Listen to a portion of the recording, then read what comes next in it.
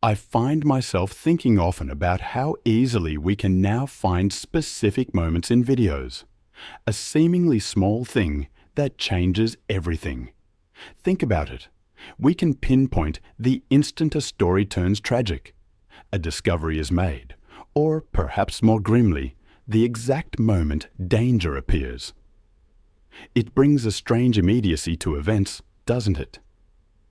Today, I want to share a story that struck me deeply, a story I came across while researching animal attacks. It unfolded on a palm tree farm in Indonesia, a place where the air hangs heavy with humidity and the threat of hidden predators. I remember one case so vividly, a broad, uneven bulge pressing against the snake's skin, far too large to be a pig or dog. The workers stepped back, horrified by what they were seeing. I can only imagine the dread that settled over them as night fell, flashlights cutting through the darkness as they kept watch. The police arrived, and a decision was made. The python had to be killed. It took minutes, a brutal scene of people striking the snake with knives and poles until it finally stopped moving. A silence fell as they prepared to cut open its belly. Mud and fluid mixed together as the knife sliced through pale scales. Inside, curled up and covered in slime, was Reggie's body. His clothes were soaked and torn. Someone recorded the scene on their phone. The video spread quickly through local messaging groups before it was quietly removed.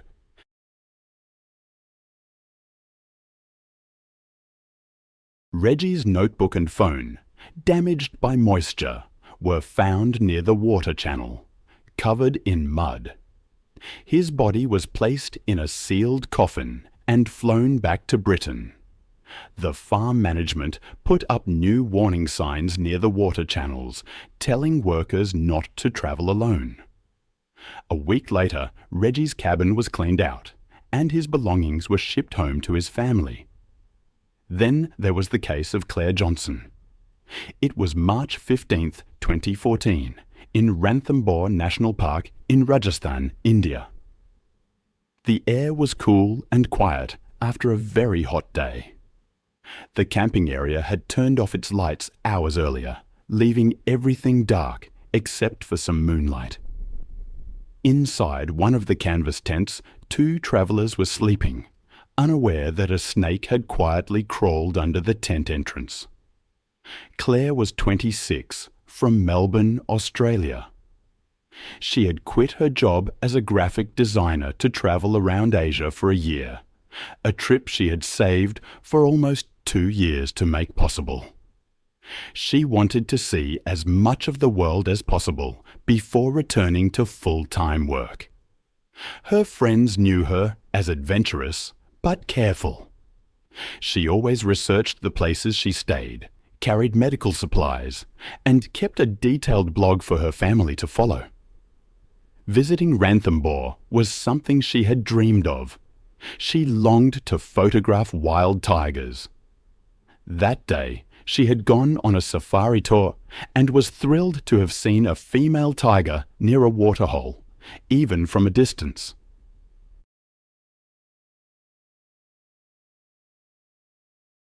She was staying at a cheap eco-camp outside the park gates, sharing a tent with Lara, a German student she had met on the train from Jaipur. The camp was basic but clean, with tents that had zippers and were built on raised wooden platforms. Claire was meticulous about keeping their tent organized. Every night, she would shake out her shoes, and the tent entrance was zipped up properly. That evening was cool for March, so she zipped the canvas door all the way closed before they went to bed, leaving only a small opening for fresh air. The camp was located next to dry grassland where thorny acacia trees and tall grass provided shade. At night, insects buzzed and clicked, and they sometimes heard peacocks calling in the distance. The ground around the tents was hard dirt, covered with leaves and small rocks. This environment was perfect for small reptiles that hunted during the cool hours before sunrise. Spectacled cobras are common in Rajasthan, recognizable by the circular pattern on the back of their hood when they spread it. These snakes usually stay away from people, but in the early morning, they sometimes venture into human areas looking for mice or rats or seeking warmth. Adult cobras can grow up to 6 feet long and possess a venom that affects the nervous system, strong enough to kill a person within hours without proper medical treatment.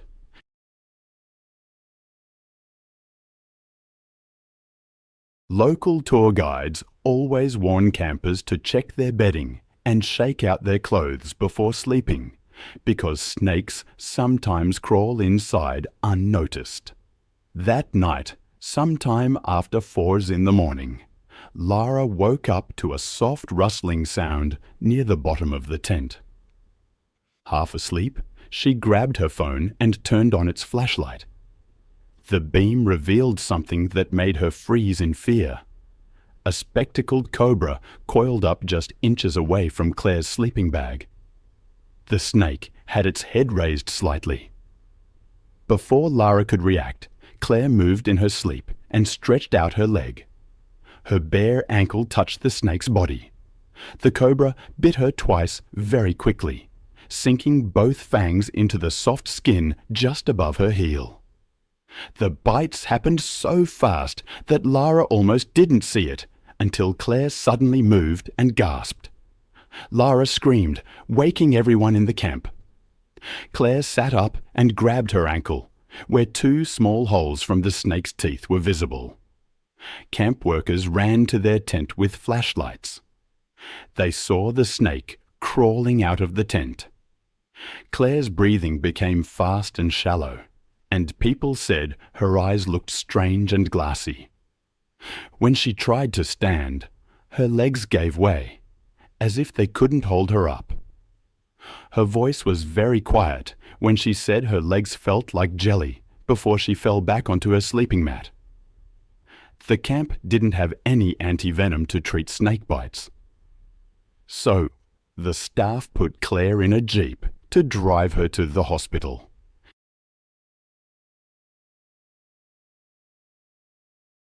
Lara went with her, pressing a scarf above the bite marks to try to slow the spread of the poison. The drive to the nearest hospital took more than 40 minutes on bumpy roads. Halfway there, Claire stopped responding when people talked to her. Her skin became pale and felt cold and damp.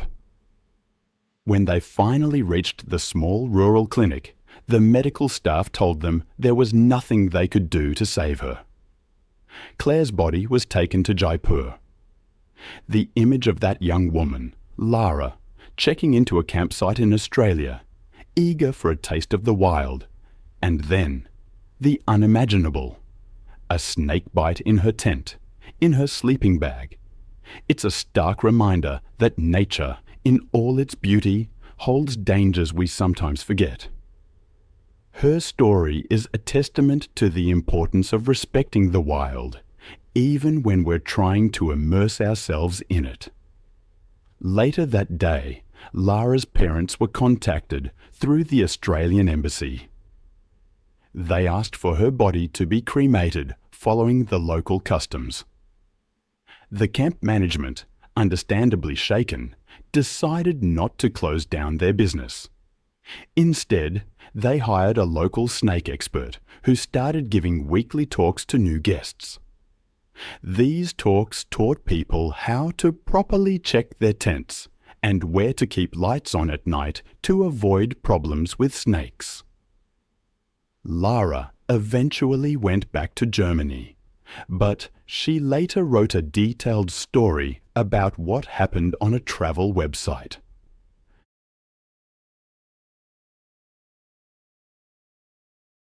Her story warned other backpackers to always check their tents, bedding and shoes when staying in areas where snakes might be present.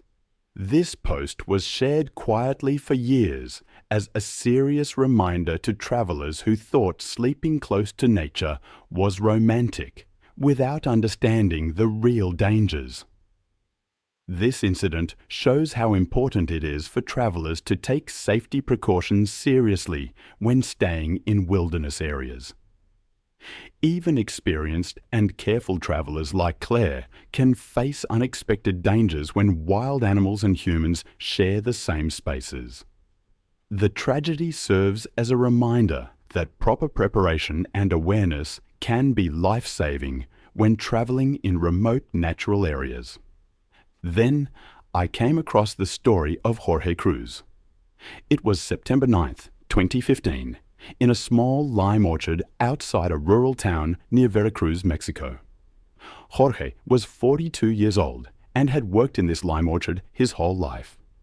He got up before sunrise every day to check the water systems, cut tree branches, and teach his oldest son how to tell if the fruit was healthy or sick.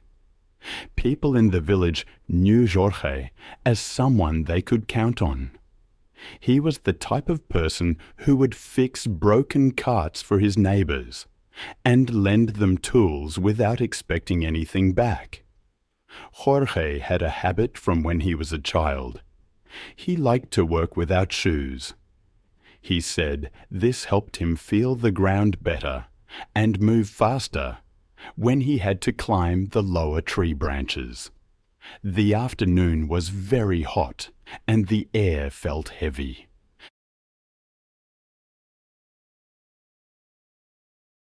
The sun beat down on the leaves so hard that nothing seemed to move. This orchard had belonged to the same family for many years. On this particular day, the normal work routine would be interrupted by something that changed everything in just one moment. Jorge was working with two neighbors, Raul and Mateo.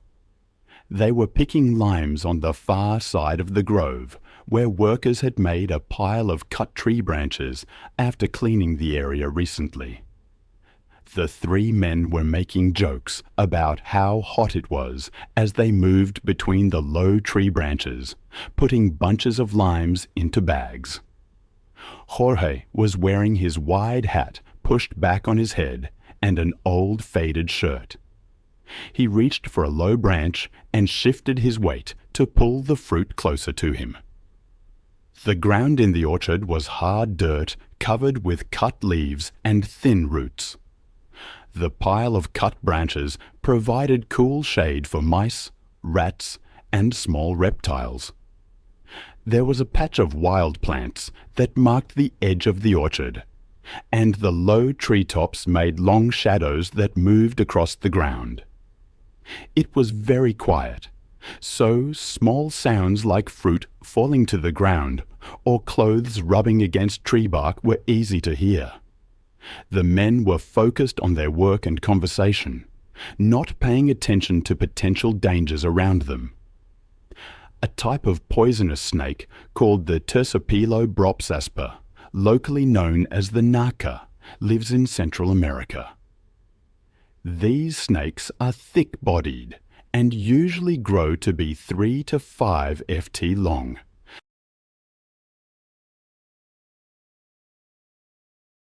They have very dangerous poison that destroys skin and muscle, causes severe bleeding in the area where they bite, and can affect blood clotting and blood pressure throughout the body. These snakes blend in perfectly with fallen leaves and often stay completely still until someone steps close to them. When they bite someone, it usually causes extreme pain, and the area swells up very quickly. That morning, neighbors had been talking about seeing more snakes since the recent rains. Jorge's wife had told him to wear boots while cleaning brush and debris. The pile of cut branches where they were working was a temporary heap of trimmings, exactly the kind of place where snakes like to hide. Raúl later said he had warned Jorge to be careful, but Jorge waved off their concerns and said he would work quickly. When Jorge shifted his position, the snake attack happened instantly. The snake burst out from the leaves and bit the skin just above his ankle. Raúl and Mateo heard Jorge make a short, sharp cry of pain and saw him pull his foot back while grabbing at the wound. Before the other men could react, the snake bit him a second time. Dark blood spotted the dirt where his foot had been. The pain hit Jorge immediately and was very severe. He bent over double and dropped the fruit he was holding. Within just a few minutes, his lower leg began to swell and the skin started to look bruised and discolored. He began throwing up and sweating heavily, and his face became very pale.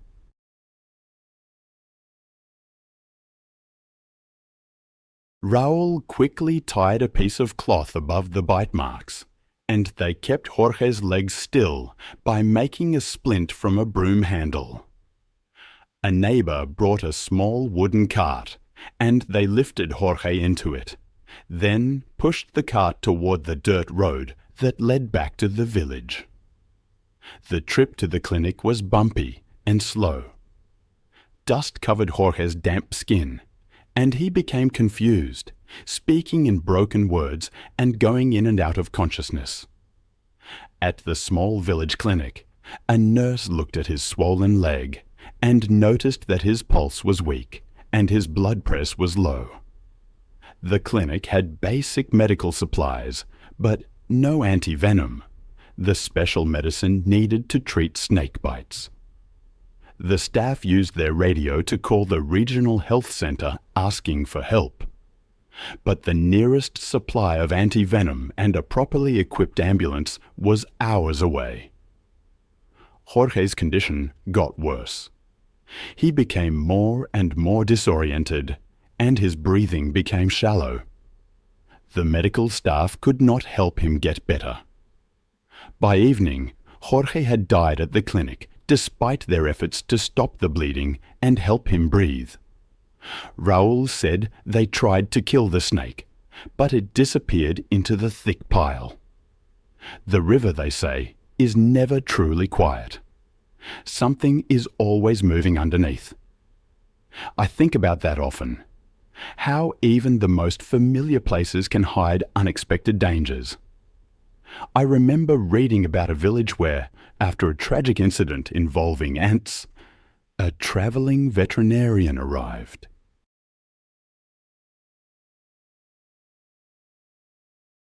He brought antivenom and taught the locals how to respond to emergencies, how to make splints, and when to use tourniquets.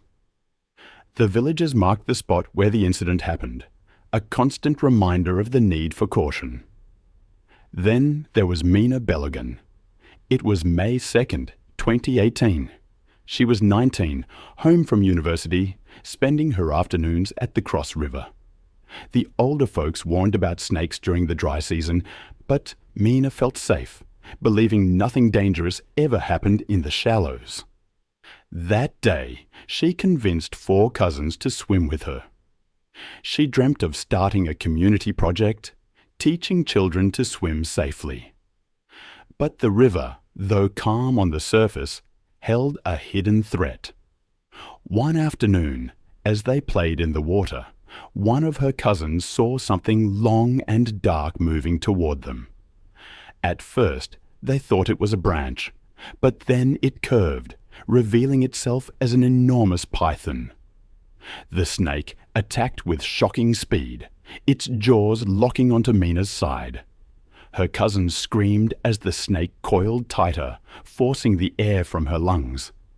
The water became violent as Mina fought, then went still as she was dragged deeper. The children ran for help. The men came with knives and cut at the python until it released her. But it was too late. She had been underwater too long. The villagers tried to revive her, but there was no sign of life.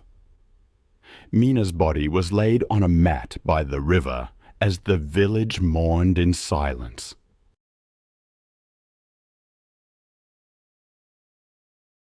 For weeks, the riverbend remained empty, considered cursed. Mina's dream of teaching children to swim took on a new, sombre meaning, as the community sought to prevent such tragedies from happening again. The image of that snake twisting, the fangs finding their mark, it stays with me. It's a stark reminder of how quickly things can change, even with experience. Sammy, a seasoned snake handler, knew the risks. He was the one teaching the new volunteers, always emphasizing hands-on experience over just talking about it. He believed that experience was the best way to minimize danger. Locals trusted him precisely because he didn't rush, because he corrected mistakes without making a fuss. But the day of the roundup was different. The festival had drawn a larger crowd, and the schedule was tighter. Sammy had been moving between the snake pits all morning, answering questions, spending hours in the sun. He'd even skipped a proper breakfast to keep things running smoothly, and he was feeling it. He thought it was just the heat and the exhaustion. His co-workers told him to rest, to drink water, but he kept working. When someone asked him to do just one more demonstration that afternoon, he agreed, seeing it as his duty. The snake pits themselves weren't ideal. Shallow, surrounded by temporary barriers, a raised platform for the announcer, folding chairs for the audience. The air was thick with the smells of fried food, car exhaust, and dust.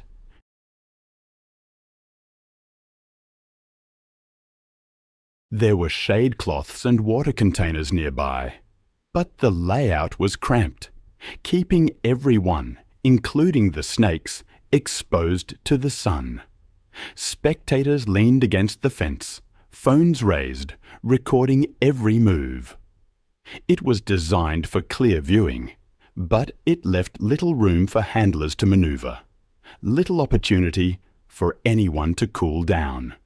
Western diamondback rattlesnakes, strong pit vipers, 4 to 5 feet long, their venom causing tissue damage, bleeding, potentially sending the body into shock. Even a skilled handler can be bitten when a snake is already stressed, or when the heat and repeated handling raise its stress levels. Earlier that day, the organizers had warned everyone to take turns, to limit heavy handling during the hottest hours.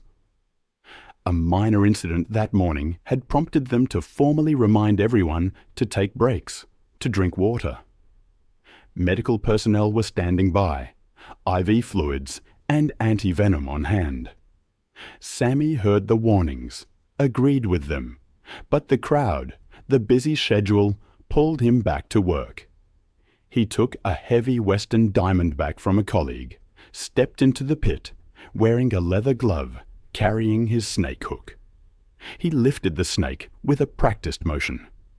For a moment, the crowd seemed to relax, calmed by Sammy's steady presence.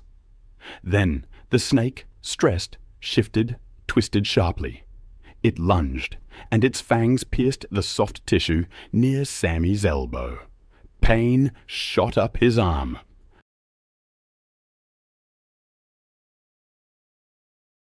He signaled he was, but his face flushed red. Sweat beaded on his forehead. He kept talking to the crowd for a few minutes, but his breathing grew shallow, and he asked for a chair. The bite area swelled rapidly, discoloration spreading down his forearm. Within minutes, the swelling had moved past his elbow, toward his shoulder, his skin darkening with bruising as the tissue damage progressed. Volunteers moved him to the first aid tent when it became clear he could no longer stand. Paramedics applied prez to slow the venom's spread, started IV fluids, administered the first vials of antivenom. But his breathing grew shallower, his skin cold and blotched with bruising. Despite the rapid treatment, his blood pressure plummeted, his pulse faded. Witnesses later recalled the frantic attempts to keep him conscious as medics called for an airlift that never arrived in time. In the aftermath, friends and fellow handlers organised training sessions, inviting regional medics to review emergency procedures, to practice drills. A younger relative of Sammy's began helping at the pits, prioritising taking turns, staying hydrated, over putting on a show. The festival board documented the incident, created a checklist for demonstrations, maximum handling times, required breaks, a fast evacuation plan to the nearest ambulance access point. Then, miles away from that scene, on March 15, 2016, deep in the rainforests of southeastern Cameroon, another drama was unfolding.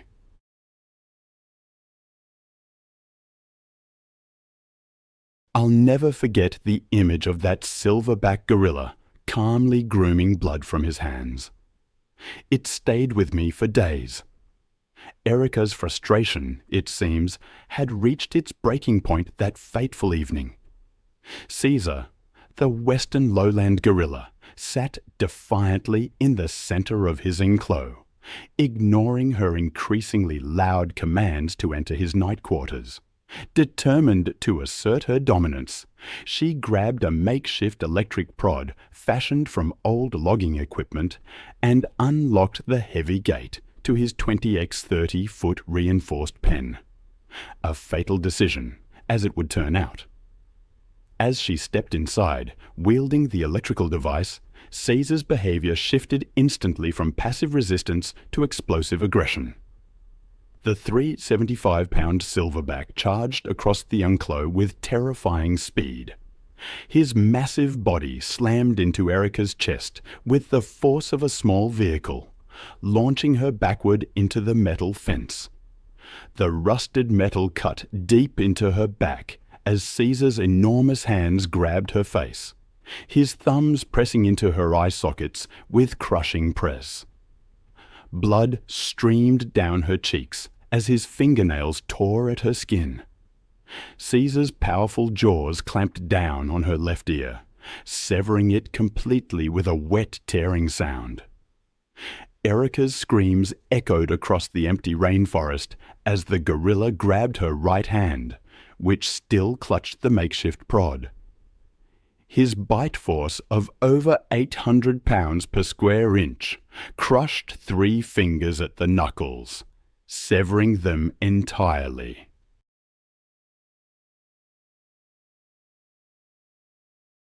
The enraged primate lifted Erica's body off the ground and shook her violently like a rag doll. Her shoulder dislocated with an audible pop as Caesar slammed her face first into the concrete floor. Her nose shattered on impact, creating a growing pool of blood beneath her head. The gorilla then grabbed her right leg with both massive hands and twisted with brutal force, snapping her femur bone. The jagged fracture tore through muscle and skin.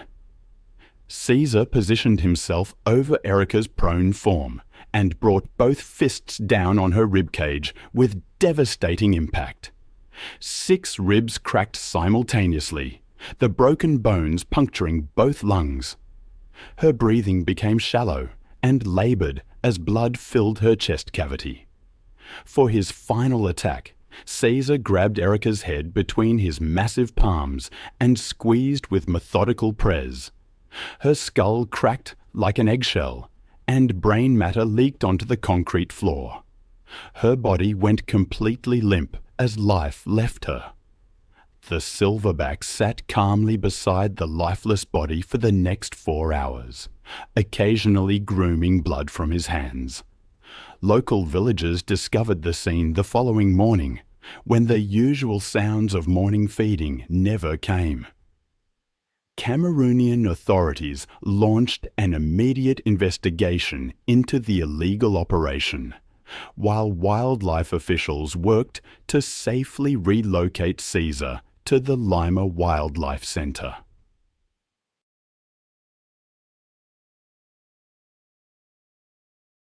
The incident sparked renewed debate about foreign nationals operating illegal wildlife facilities and the dangers posed to both operators and local communities. Government agents seized all remaining animals from the property within days. Erica's family released a statement expressing their grief while acknowledging the inherent dangers of keeping such powerful animals in captivity. It was July 22, 2017, along the pristine banks of Idaho's Salmon River, where towering pine trees cast long shadows across the rushing water. The remote wilderness area, known for its crystal-clear streams and abundant wildlife, had become the perfect destination for the Price family's annual camping adventure. Landon Price, a 34-year-old construction foreman, had driven his wife Sarah and their 2 young children, Emma and Jake, to this secluded spot 30 yards from the riverbank. What made this trip different from previous years was the modified dog crate secured in the back of their pickup truck, containing their most unusual family member. 2 years earlier, Landon had purchased Scout, a mountain cougar cub, from an exotic animal dealer operating in the grey areas of wildlife law. The construction worker's overconfident personality had convinced him that his experience with domestic animals would translate perfectly to raising a wild predator. He kept the growing cougar in a reinforced shed behind their suburban home, telling curious neighbours it was simply an unusually large dog breed.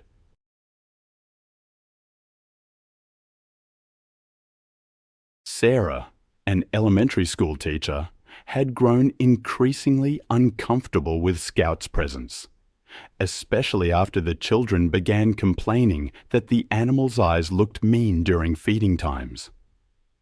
The warning signs had been mounting for weeks. Scout had killed 3 neighbourhood cats in the past month, leaving their partially eaten remains scattered around the property. Just 2 weeks prior, the cougar had escaped from his enclosure and stalked the mail carrier for several blocks before Landon managed to recapture him. Local game wardens had received multiple reports of unusual animal sounds coming from the Price residence, but bureaucratic delays had prevented immediate investigation. Mountain cougars are apex predators perfectly designed for stealth hunting, with powerful hind legs capable of propelling their muscular bodies over 20 feet in a single bound.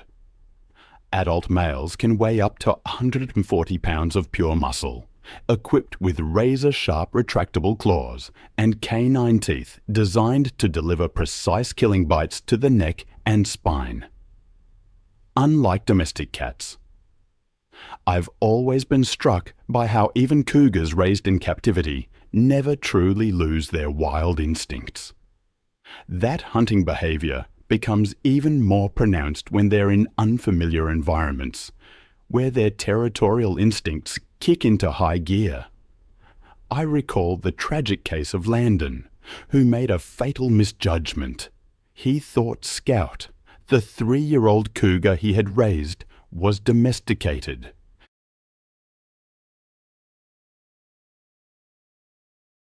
He released Scout from the transport crate, wanting to allow him to stretch and explore. He treated this predator like an oversized house cat. As his family set up their fishing gear, Scout emerged, immediately surveying the unfamiliar territory. His coat blended perfectly with the brush. I can almost see those yellow eyes methodically scanning, cataloguing every movement, every sound. The cougar's predatory instincts activated when Landon walked toward the river to fill their water containers. Scout's pupils dilated. He crouched low behind a fallen log, his muscles coiled. His tail began twitching, the classic hunting pattern. He was calculating distance, timing, with deadly precision. Then, in complete silence, he launched himself, covering 20 feet in a single leap. His body struck Landon squarely in the back. The cougar's 4-inch claws sank deep into Landon's shoulders, designed to grip struggling prey. The predator's jaws clamped down on the back of Landon's neck. Scout's canine teeth, evolved for this killing technique, punctured the cervical vertebrae and severed the spinal cord instantly. The bite caused immediate paralysis from the neck down. Landon couldn't move his arms, his face submerged. He drowned within 90 seconds. His body went limp as Scout maintained his grip, following millions of years of evolutionary programming. The cougar then dragged Landon's lifeless body toward the brush line, caching his kill away from potential scavengers.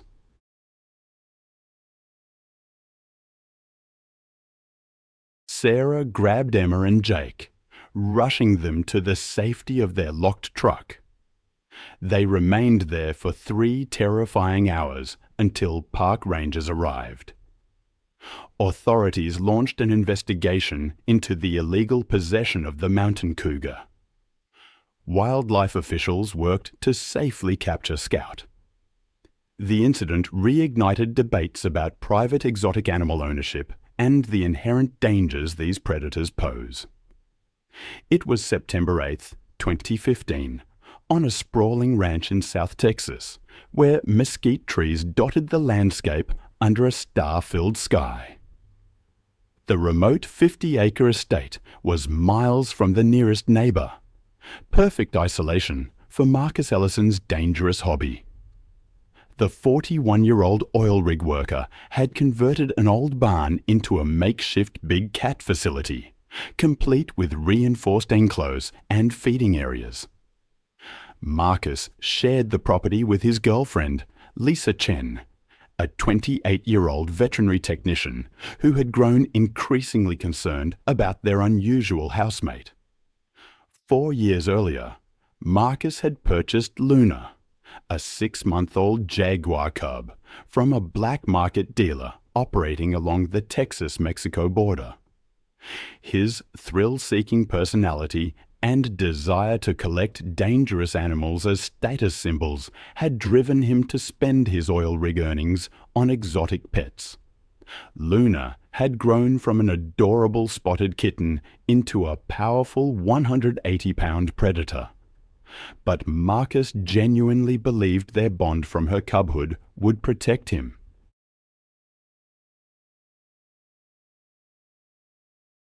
Lisa had been pressuring him for months to surrender Luna to a proper sanctuary, especially after witnessing the jaguar's increasingly erratic behavior. The warning signs had been mounting.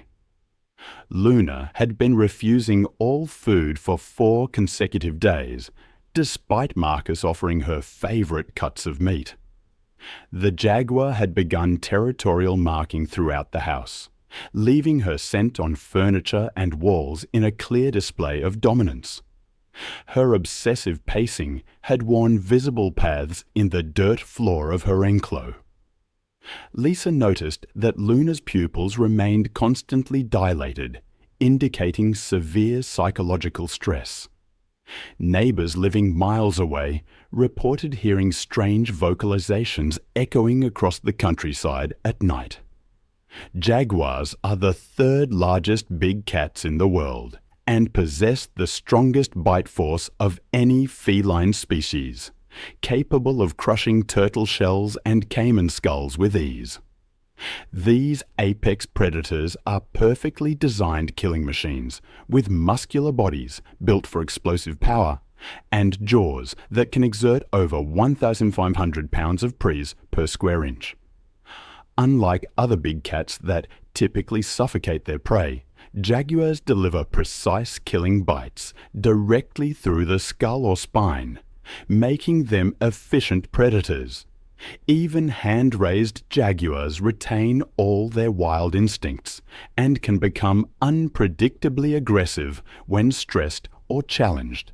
Marcus made his fatal mistake when he decided to enter Luna's enclosure without backup or safety equipment.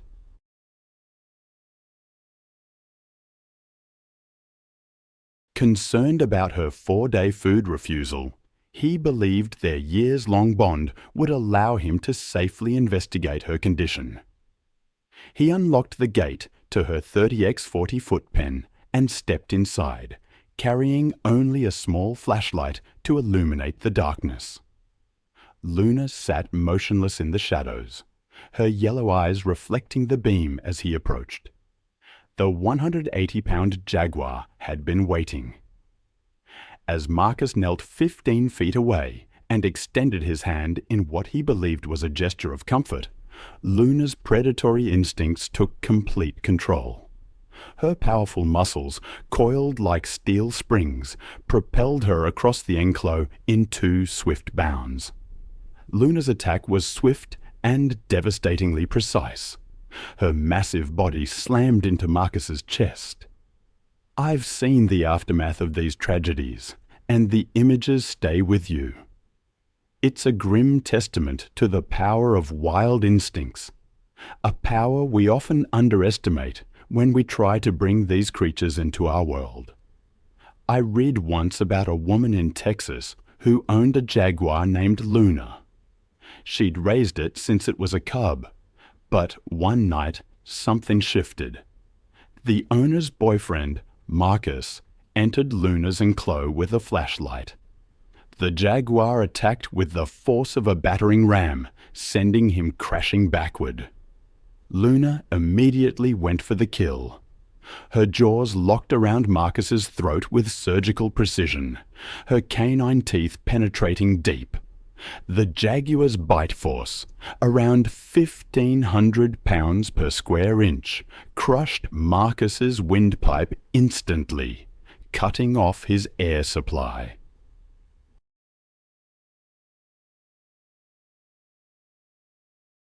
Her teeth simultaneously severed both carotid arteries, causing massive blood loss. He lost consciousness within 30 seconds. Luna maintained her throat grip for 3 full minutes, ensuring he was completely subdued before feeding. She began with the soft tissue of his abdomen, her powerful jaws easily crushing through ribs to access internal organs. Lisa, the owner, discovered the horrific scene the following morning when she came to feed the animals. Luna sat calmly in the corner of her enclosure, grooming blood from her paws and face.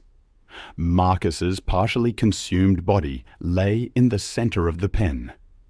The incident sparked renewed calls for stricter regulations on exotic animal ownership in Texas. Marcus's family released a statement acknowledging the inherent dangers of keeping wild predators as pets, urging others to learn from their tragic loss. Then there's the story from June 14, 2018, in Homestead, Florida. Behind a modest rental house, an elaborate backyard pond system, 40 by 60 feet, had become home to a particularly dangerous predator, a 9-foot American alligator named Brutus. Brianna Ellis, a 26-year-old marine biology graduate student, was using this location for her thesis research on reptilian behavior patterns. She shared the property with her friends Kevin Torres, a 27-year-old photographer documenting her work, and Amanda Walsh, a 25-year-old social media influencer who had rented the house specifically for its unique backyard feature.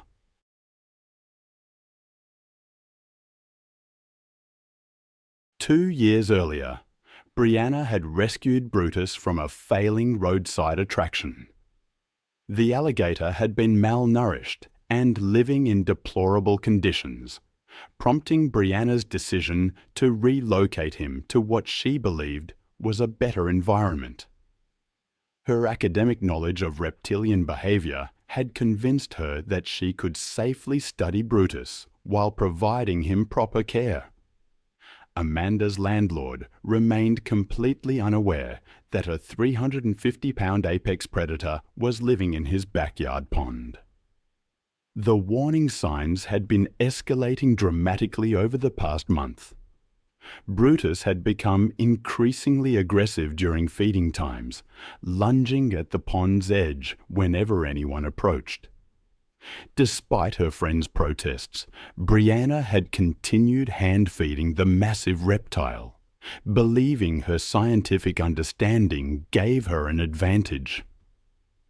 Neighbors had been complaining about strange splashing sound, and Brutus had been floating motionless for hours, displaying classic hunting behavior.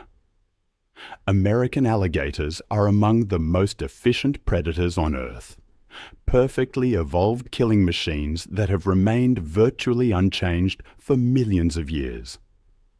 Adult males can reach lengths of 14 feet and weights exceeding 800 pounds, with jaws capable of exerting nearly 3,000 pounds of pres per square inch. Their bite force is strong enough to crush a bowling ball, and their signature death roll technique can dismember prey within seconds. Brianna made her fatal mistake as the Florida sun began setting.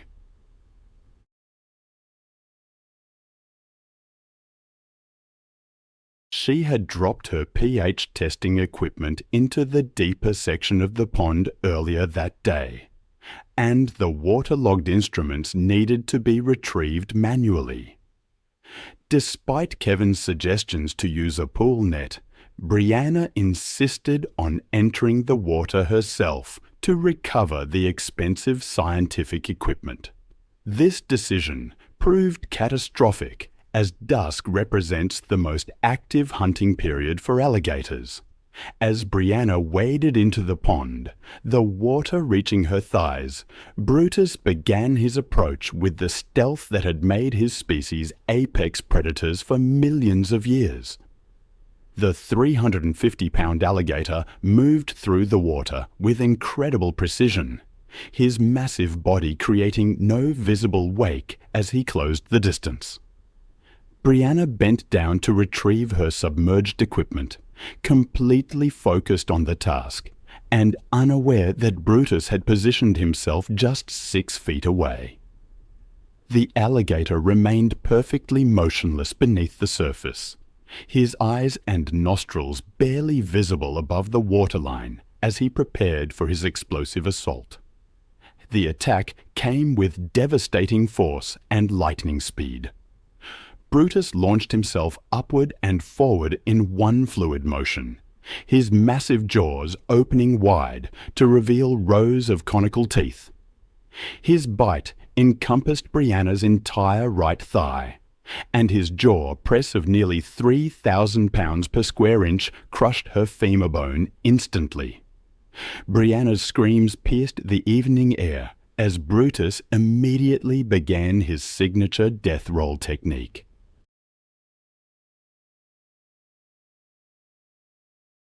The powerful alligator spun his body rapidly, using his muscular tail for propulsion, creating a whirlpool of churning water and blood.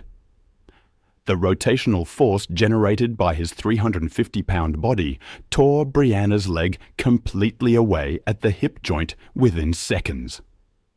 The severed femoral artery released massive amounts of blood into the water, causing immediate shock.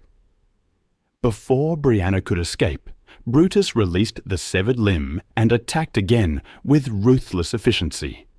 His jaws clamped down on her torso, his teeth puncturing her rib cage. I've spent years studying the strange intersection of humans and animals, but some cases still haunt me. Take the story of Brutus, an alligator who, in 2016, dragged a woman named Brianna to her death in a pond. The details are stark. The relentless thrashing, the instinctive drowning technique, the recovery of only scattered remains. Then there's the case of Sean Gallagher, a former wildlife rehabilitator living in the Adirondack Mountains. He thought he could control an 8-year-old 400-pound American black bear named Kodiak. The date was October 3rd, 2016. Sean's log cabin was 15 miles from his nearest neighbour, accessible only by a narrow dirt road. He'd retreated there after losing his rehabilitation license following a previous incident with a bear that left him with a permanent limp. He acquired Kodiak illegally as an injured cub 3 years prior, claiming he rescued him from certain death.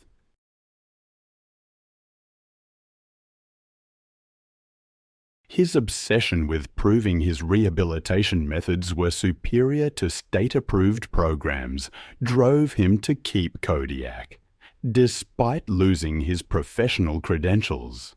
The bear lived in a reinforced room within the cabin, a makeshift arrangement that became increasingly inadequate as Kodiak matured. Sean's journal entries from recent weeks revealed growing paranoia about the bear's intentions and his deteriorating mental state from years of isolation. The warning signs had escalated dramatically over the past month. Kodiak systematically destroyed the cabin's interior, tearing apart furniture and clawing deep gouges in the wooden walls. The bear became increasingly aggressive when Sean attempted to limit his food portions, displaying territorial behavior that should have served as a clear warning. Most concerning was Kodiak's obsessive testing of door and window strength, repeatedly pushing against barriers as if calculating escape routes. American black bears are deceptively powerful predators, despite their smaller size compared to grizzlies. Adult males can reach speeds of 30 km/h and possess the strength to overturn boulders weighing several hundred pounds. Their powerful jaws can exert over 800 pounds of prise per square inch, easily capable of crushing human skulls, while their 4-inch claws are designed for climbing and digging, but prove devastatingly effective weapons.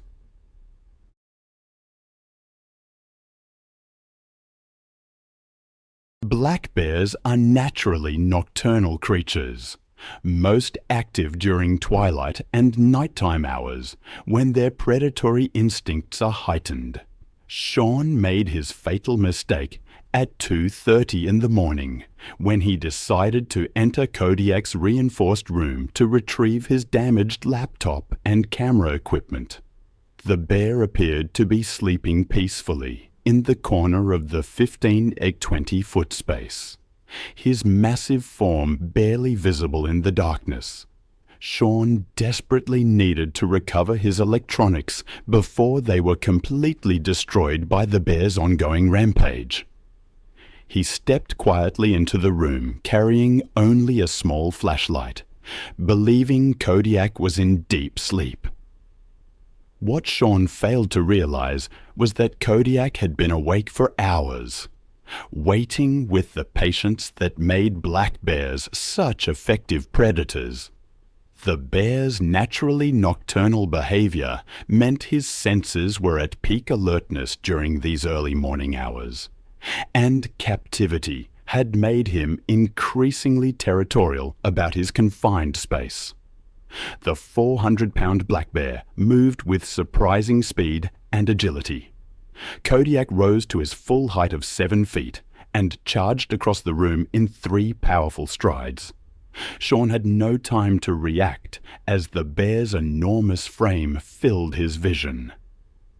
Kodiak's first strike came from his massive right paw, equipped with 4-inch claws designed by nature for climbing and digging.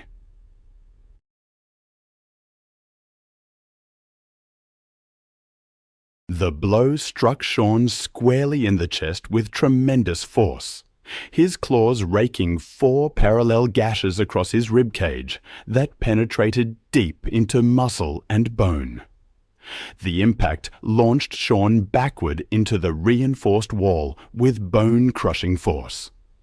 Before Sean could even attempt to defend himself, Kodiak pressed his attack with methodical efficiency. The bear's powerful jaws clamped down on Sean's head, encompassing his skull from temple to temple. Kodiak's bite force of 800 pounds per square inch crushed Sean's skull like an eggshell, causing immediate and catastrophic brain trauma. Brain matter leaked between the bear's teeth as he shook his massive head violently. Sean's body went completely limp within seconds, but Kodiak's defensive rage kept driving the assault. The bear mauled with relentless power, claws raking and jaws crushing bone, as if to eliminate a threat rather than feed. In his fury, Kodiak tore into Sean's torso, ribs splintering under the prise, leaving a scene of raw devastation born not of hunger, but of instinctive dominance and fear. The attack continued for 15 minutes before Kodiak finally retreated to his corner, leaving Sean's partially consumed remains scattered across the wooden floor. The bear sat calmly, grooming blood from its claws and muzzle. Sean's body was discovered 3 days later, when concerned neighbors noticed smoke was no longer rising from the cabin's chimney.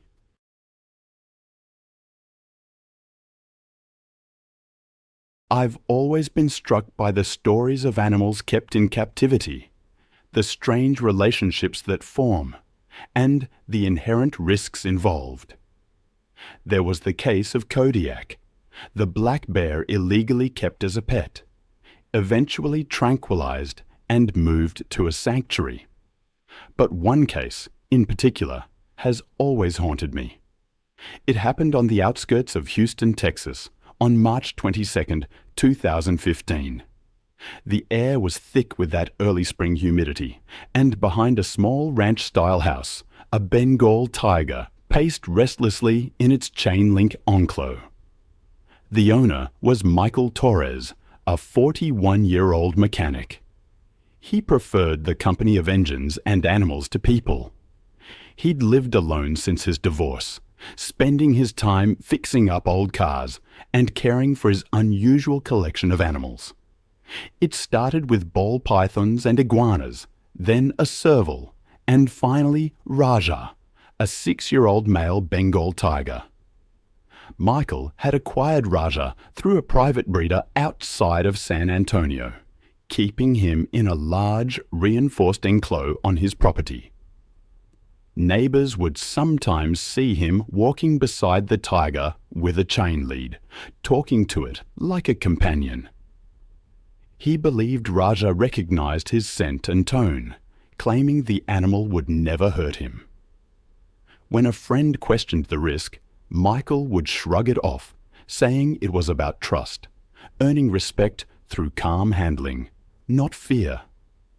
On that overcast afternoon, the enclosure smelled of straw and damp soil.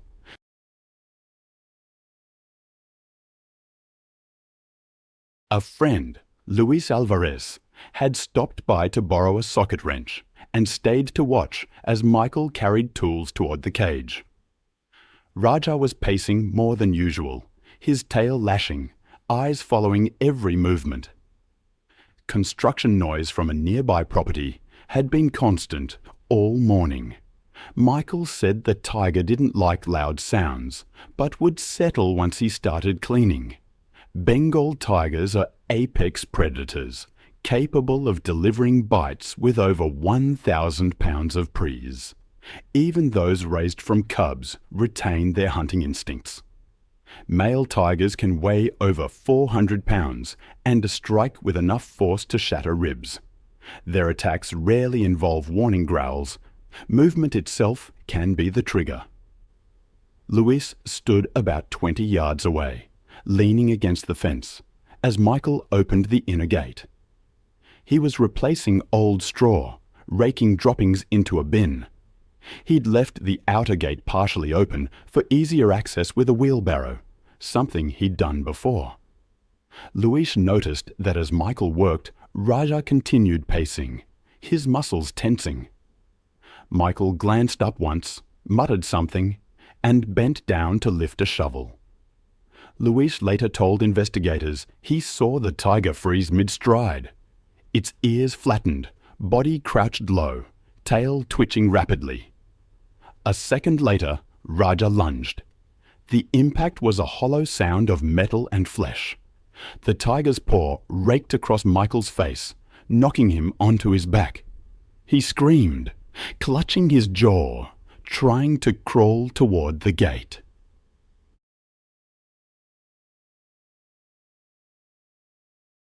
Raja followed in 2 strides, clamping its jaws around his neck and shoulder, dragging him deeper into the enclosure. Luis shouted and threw a wrench, which bounced harmlessly off the fencing. Michael swung the shovel's handle upward, striking Raja's snout. But the tiger's jaws only tightened. Luis grabbed handfuls of gravel and hurled them, screaming for the tiger to stop.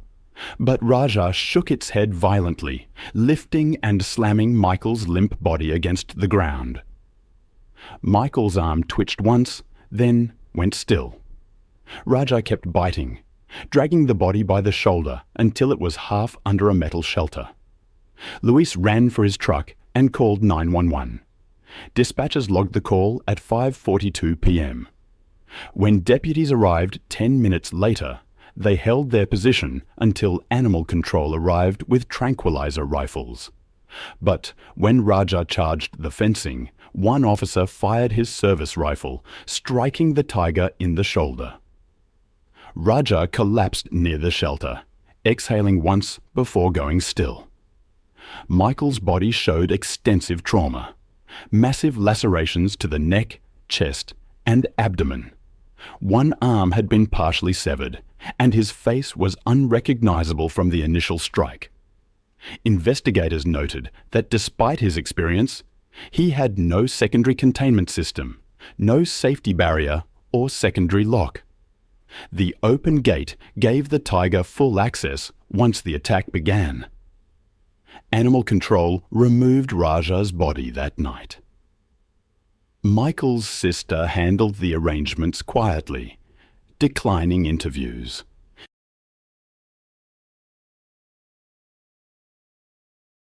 Fewer than 20 people attended his funeral.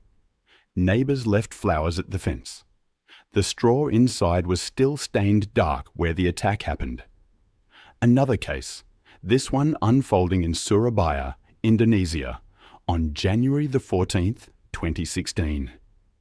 The morning air was heavy with humidity, the sounds of the city distant beyond the industrial edges of the port.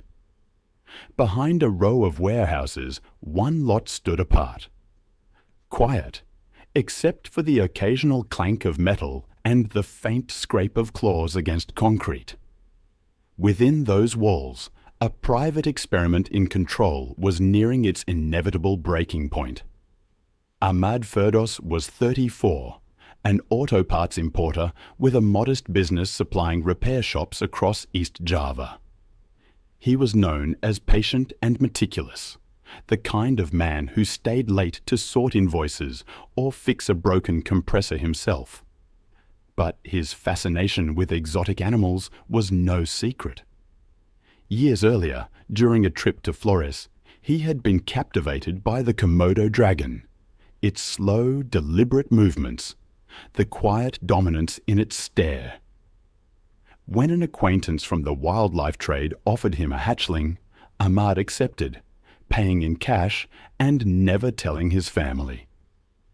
Over the next 2 years, the reptile grew from a curious pet into a formidable presence.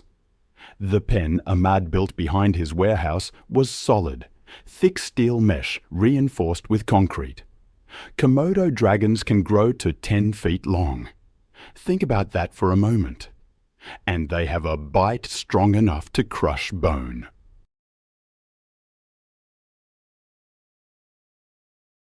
Their venom, a cocktail of anticoagulants and toxins, causes rapid blood loss and shock.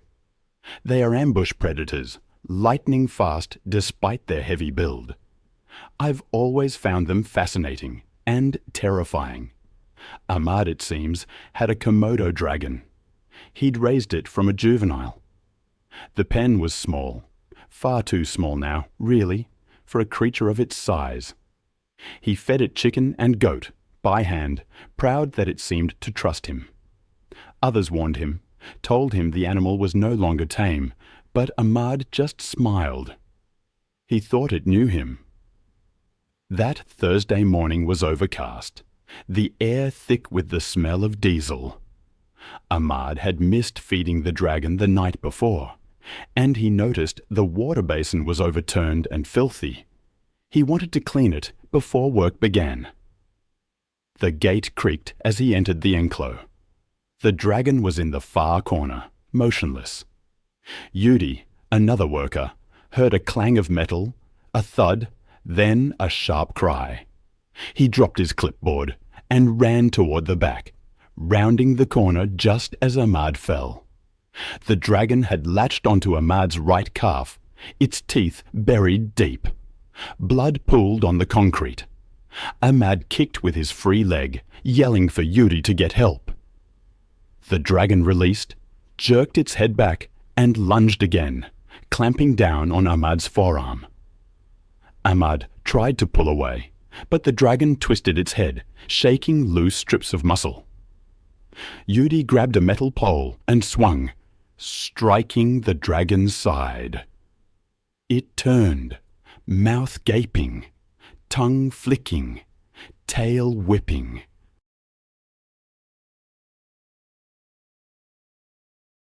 Saliva dripped from its jaws. Ahmad tried to crawl backward, leaving a smear of blood. The dragon lunged once more, catching his side just below the ribs. Its teeth sank deep, and it began to pull, ripping through skin and tissue. Ahmad's scream turned into a rasp. Yudi struck again and again, shouting, until the creature finally backed off a few feet. Ahmad slumped onto his back, eyes open, one hand pressed weakly against the wound. The concrete was dark red, the air thick with the smell of iron. Yudi ran to the gate, grabbed a burlap sack, and waved it near the dragon's face. The animal lunged, and Yudi pulled the gate shut, locking it. He turned to Ahmad, who was still. The blood loss had been catastrophic. By the time emergency responders arrived, Ahmad was gone. Later reports confirmed multiple deep lacerations to the leg, arm, and abdomen, with significant internal bleeding.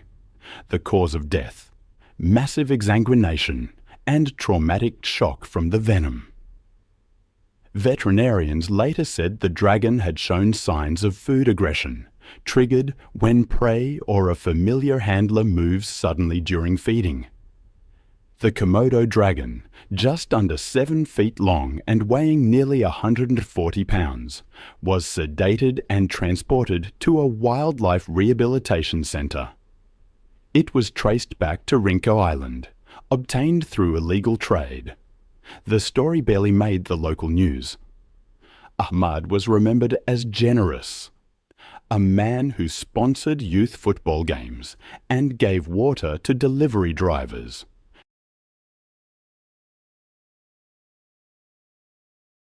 But within the warehouse community, the story circulated quietly, a warning. Those who had seen the pen said he treated the dragon like a misunderstood companion, never realizing that to it he was always prey.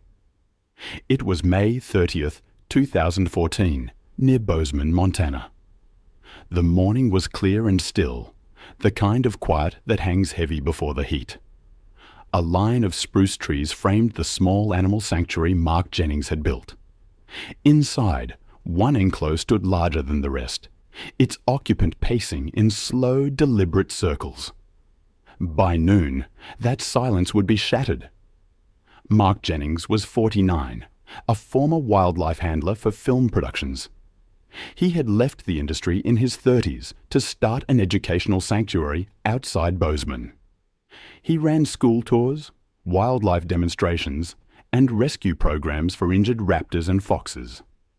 His pride was a 1,000-pound brown bear named Bruno, raised from a cub after being orphaned during a legal hunt in Alaska. To Mark, Bruno represented proof that wild animals could bond with humans through trust rather than fear. Bruno had been with him for nearly 12 years. He was intelligent, food-driven, and typically calm around people he knew.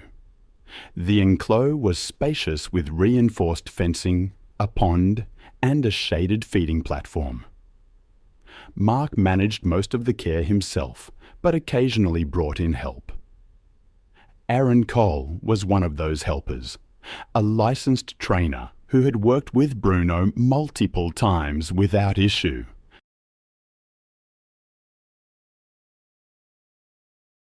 She followed protocols carefully, but admitted she always kept her distance during feeding. Mark trusted her completely, enough to call her one of the few people Bruno recognized. Brown bears of Kodiak lineage are among the largest terrestrial carnivores, capable of standing over 9 feet tall and delivering a bite force exceeding 200 pounds per square inch. While generally solitary and predictable in the wild, captivity can alter their tolerance thresholds. Even long-term handlers face risk if food, scent, or routine changes. During feeding, aggression can surface suddenly, triggered by... I've seen what happens when the line between human and animal blurs, when familiarity breeds a dangerous complacency. I remember reading about a sanctuary, rolling pasture bordered by pines, early summer sunlight, and restless animals. The air thick with the smell of hay and meat.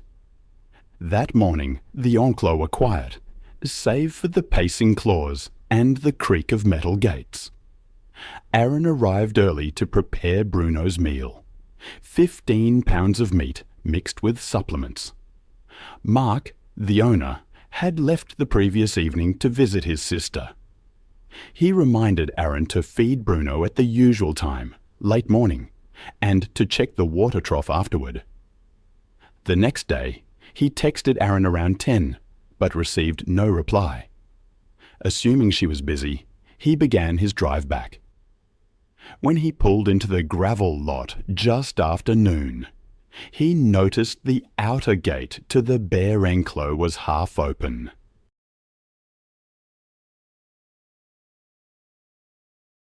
The feeding pail lay overturned beside it. Seconds later, he heard screaming.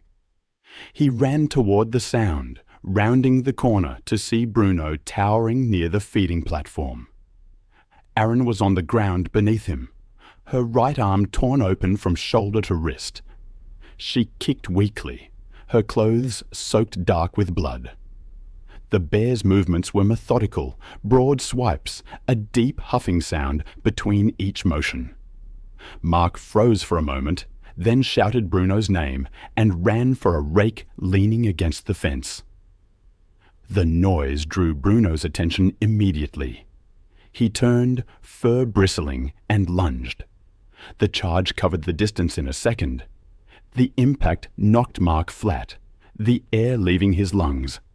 Bruno's paw struck his chest again, the claws sinking deep enough to tear through fabric and skin. Aaron saw Mark roll, trying to crawl back toward the gate, but the bear dropped onto him, pressing its full weight down. Bruno bit into Mark's left shoulder, shaking violently. The bear adjusted its grip, jaws closing on his neck. Investigators later reconstructed the sequence from Aaron's statement and evidence found inside the enclosure. The entire attack lasted under 30 seconds. Aaron dragged herself backward. her hand leaving red streaks along the concrete. She made it to the open gate, pushing herself through the dirt until she collapsed near the outer fence.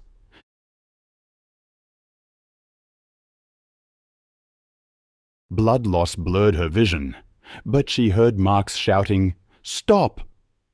abruptly replaced by heavy breathing and the rhythmic scrape of claws on the ground. Deputies arrived minutes later, responding to a 911 call placed by a neighbour who had heard the screams. They found Bruno standing over Mark's body, huffing and lowering his head as they approached. When an officer fired a warning shot, the bear reared back, roaring. The second volley hit him directly in the chest and shoulder. Bruno staggered, exhaled sharply. The medical report confirmed that Mark had died from blunt and penetrating trauma to the thorax and cervical region. Aaron survived after multiple surgeries to repair her arm and shoulder. Investigators determined that the feeding gate had been improperly secured, allowing Bruno to push through before the pail was placed. Food aggression was cited as the cause, a sudden response to perceived competition over the meal. In the months following the attack, Aaron withdrew from animal work entirely. She sold her training equipment, moved to Missoula, and refused interviews. Friends said she became quiet, often waking from sleep at the faint sound of metal gates or animal breathing. She never returned to the sanctuary grounds. Then there's the story from August 19th, 2017, in the Limpopo province of South Africa. The air was heavy from the previous night's storm, the ground damp and the acacia trees still dripping.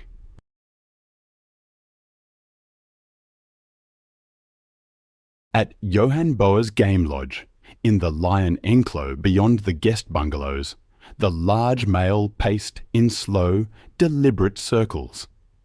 By mid-morning, tourists had yet to arrive, and Johan decided to tend to the animal himself, a routine he had done hundreds of times before. One that would end differently this time. Jan was 46, a former ranger who had turned his modest patch of bushland into a profitable wildlife lodge. Known for his confidence around big cats, he was comfortable where others were cautious. Over the years, he had cultivated an image of connection between man and predator. His prized attraction was Simba, a 7-year-old male lion raised at the lodge since cubhood. Tourists paid to pose with him through the fence, and sometimes, for higher fees, Jan would lead them into the outer section of the enclosure for photographs. He saw it as education and conservation mixed with business. To staff, Jan was competent but stubborn. He had a habit of trusting his instincts over protocols. Employees described him as meticulous with animal care, yet dismissive of warnings when it came to Simba. The lion was full-grown, nearly 500 pounds, and though raised in captivity, he retained the instincts of a wild predator. Still, Jan insisted Simba recognized him as the one constant presence, often entering the cage to clean or adjust the feeding structure alone. Adult male lions, especially those kept in captivity, exhibit erratic behavior when stressed.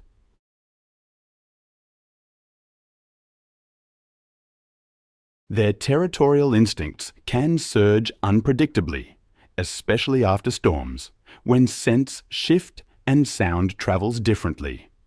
A single swipe of a paw can break bone. Their bite, over 650 pounds per square inch, is built to crush windpipes. Even with long-term handlers, moments of agitation can become fatal within seconds. According to pieced-together evidence and reports, Simba had been restless since the thunderstorm. The overnight lightning had sent him pacing and roaring through the night, rubbing his mane against the fence. Caretaker Peter LaRue noticed the behaviour early and told Jan that morning to postpone cleaning until the animal calmed down. Jan brushed it off, saying the lion got anxious if ignored. Around 9 a.m., Jan took a broom and bucket toward the enclosure while a visiting maintenance worker tested a new camera. There are moments I've encountered in my research that still haunt me. The story of Jan, for instance. Imagine a lion, Simba, usually calm, but this particular day something shifted. A worker, Jan, entered the enclosure, and within moments the unthinkable happened. I remember reading the account of that day, the meticulous details pieced together from video and witness statements. Jan approached the gate, Simba inside. The lion's ears perked up, body low, a predator's stance. Jan entered, closing the gate behind him, and began sweeping, speaking softly. Another worker filmed, captivated by Jan's compo. For a few moments, nothing happened.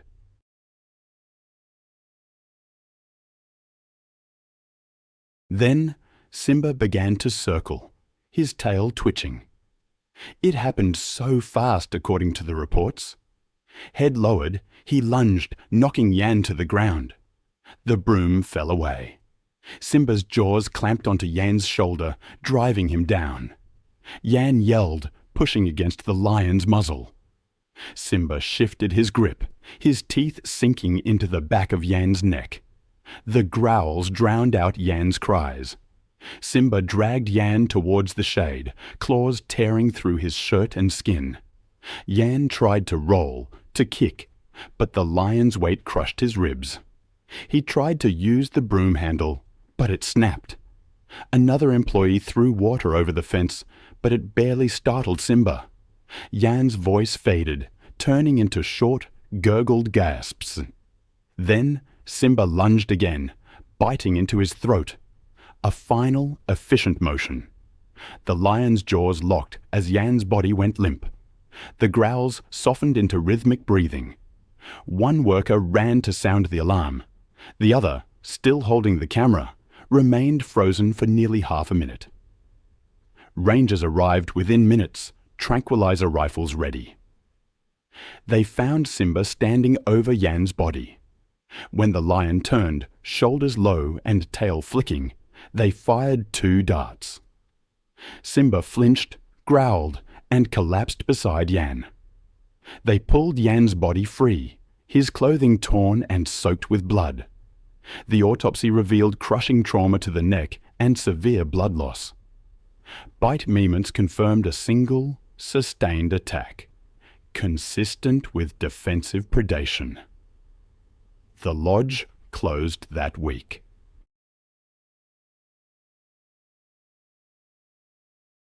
Simba was euthanized, and his remains were sent for examination.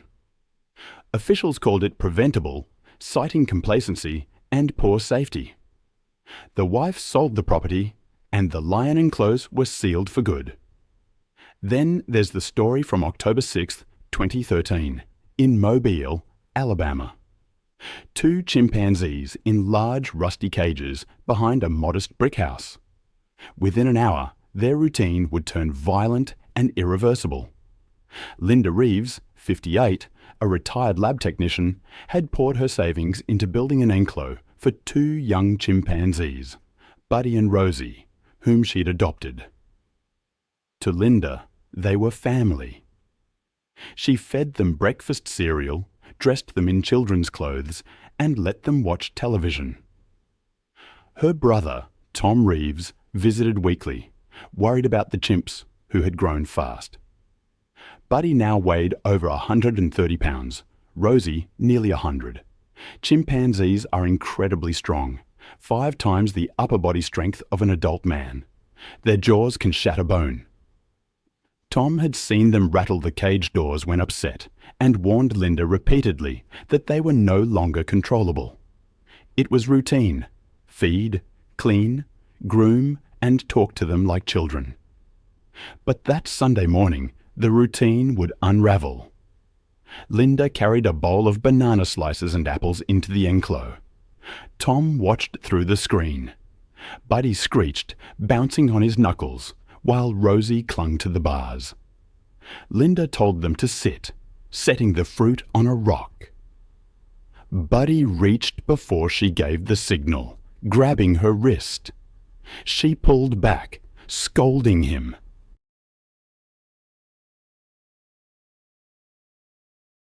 The sound he made next, a deep, chesty pan hoot, was different. Tom saw the shift immediately. Buddy lunged, knocking Linda backward onto the concrete. The fruit scattered. Rosie screamed, leaping down from the bars. Linda's voice rose in panicked bursts as Buddy pinned her by the chest, tearing at her hair. Tom dropped his mug and fumbled for his phone to dial 911. Buddy's hands were red, gripping a handful of Linda's scalp. The screams turned ragged as Buddy's teeth closed around her face. He bit through her cheek. Rosie joined, latching onto Linda's arm. Tom ran to the fence, striking it with a shovel while shouting for help. Buddy's head jerked up, eyes wide and black, before he went back to tearing. The fence rattled, but neither chimp reacted for long. I still think about that roadside zoo outside Chicago. It was April 17th, 2015. A bright, warm afternoon. Yellow school buses were pulling into the parking lot of a small, private animal park. I remember the fading paint on the signs, the rust showing through the old fences. It was just a roadside zoo, really. Families with strollers mixed with school groups carrying packed lunches. Teachers with clipboards tried to keep order as students pointed at parrots, goats, and monkeys in cramped pens. The chimpanzee exhibit sat near the middle of the park behind a low chain-link railing and a shallow moat lined with algae.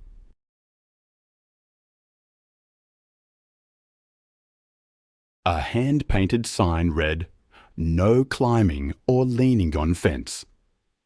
Inside the enclos, 2 adult males and 1 younger female lived together among wooden climbing structures and a patch of worn grass.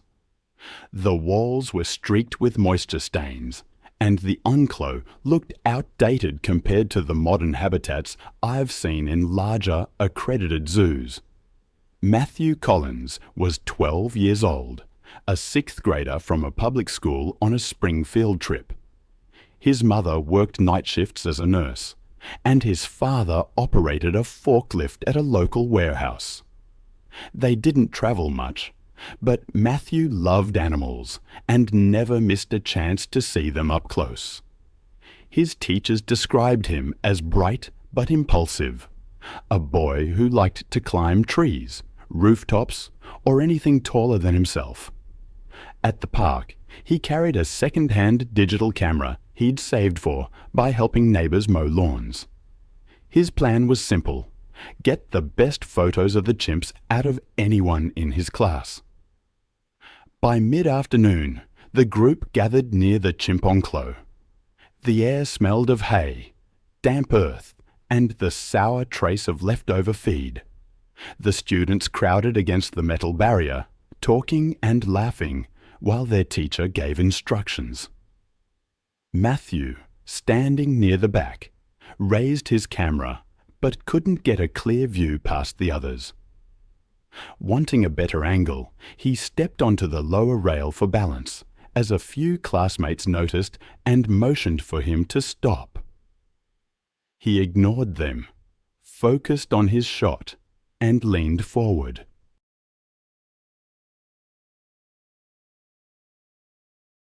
The railing was slick with humidity, and the ledge beneath his shoe gave slightly. As he leaned forward to center the chimps in frame, his foot slipped. A few students gasped as his arms windmilled for balance. Then he dropped over the rail and into the pit below. He landed hard on his right side, rolling onto his stomach with a groan. From above, teachers screamed his name. A few kids started crying. For a moment, the enclosure was silent, except for the soft panting of the chimps.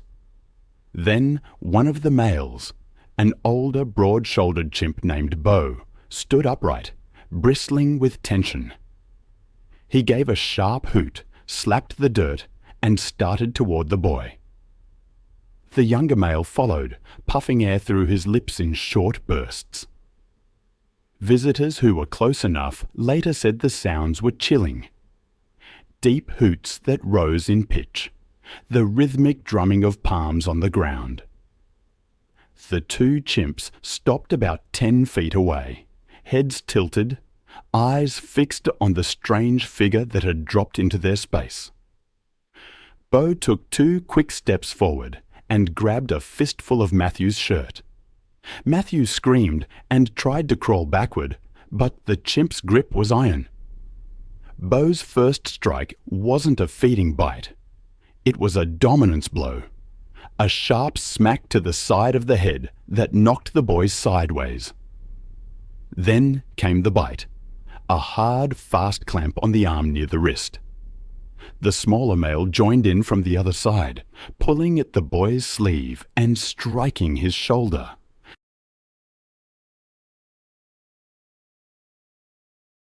The sounds of hitting and tearing mixed with hoots and panicked screams from above.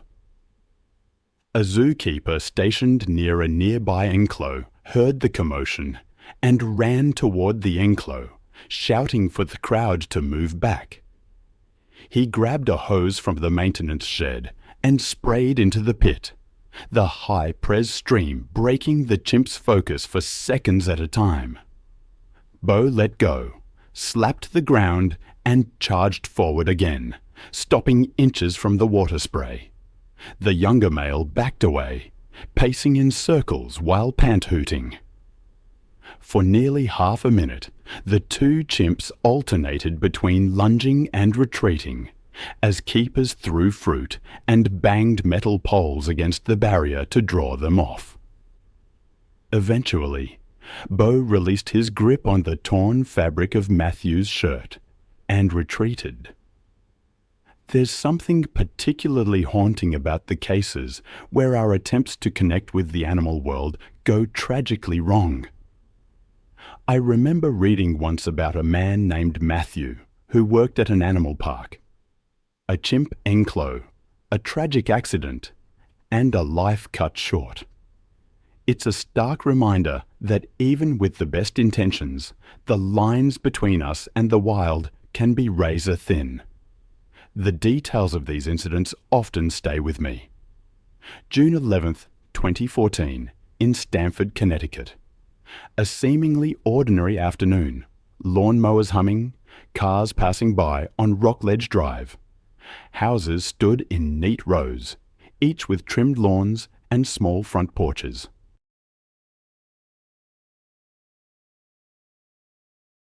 But inside one of these homes, a woman named Belinda Holmes was about to face an attack that would shock the entire community. Belinda, 57, had lived in Stamford most of her life. She worked part-time at an insurance office, but she was better known for keeping an unusual companion, a male chimpanzee named Charlie. She had gotten Charlie as an infant, ignoring state laws that banned private ownership of such animals. She raised him like a child, dressing him in clothes, feeding him at the table, and driving him around in her car. Friends said she was devoted to him and believed she could control him the way others controlled pets. For years, Charlie was a local spectacle. Children stared when he looked out the windows. Neighbors watched Belinda walk him on a leash through the yard. She treated him like family and defended him whenever anyone expressed concern. But there were warning signs. Charlie had grown much larger over the years. By age 12, he weighed over 120 lebes. Belinda struggled to hold him back when he became upset, but she insisted he was gentle and misunderstood. The house itself showed years of living with the animal. Furniture was scratched and damaged from his climbing. The air often smelled of animal musk. Charlie moved freely through the rooms, from the kitchen to the living room to the small backyard.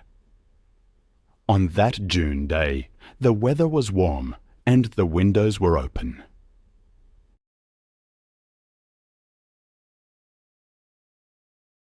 Charlie grew restless, pacing and making noise as Belinda tried to calm him with fruit and snacks.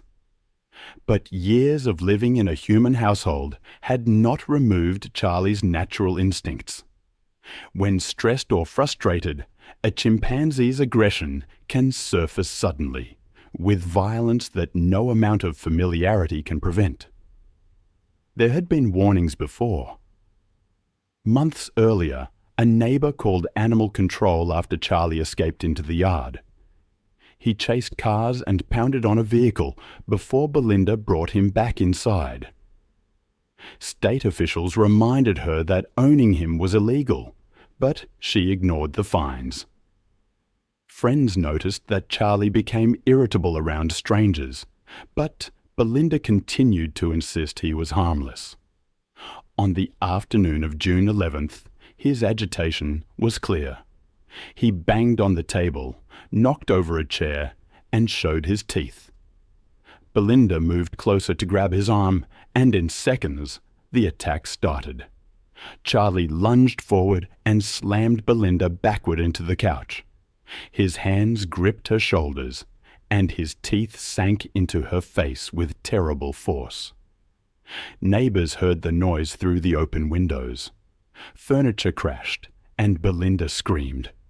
Charlie bit again, tearing into her hands as she tried to protect herself. Blood pooled quickly across the carpet as he continued the assault with relentless strength. Belinda tried to crawl away, but Charlie dragged her back by her clothes. He hit her with his fists, then bit into her forearm and broke the bone.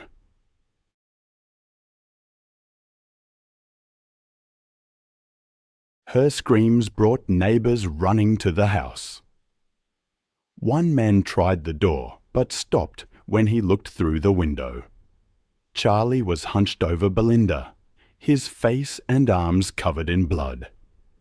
The neighbors backed away and called 911, their voices shaking as they described what was happening.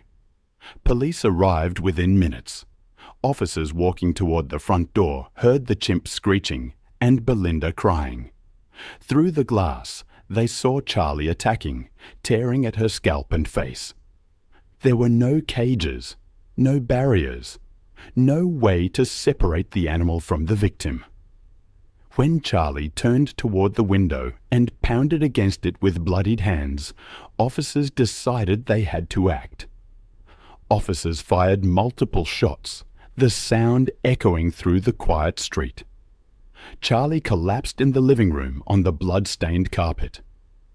Officers rushed inside and pulled Belinda out from under his body. She was barely awake, her face destroyed, and her hands mangled. Paramedics worked quickly, but the damage was severe. She was airlifted to a trauma center with critical facial injuries, severe trauma to both hands requiring amputation, and massive blood loss.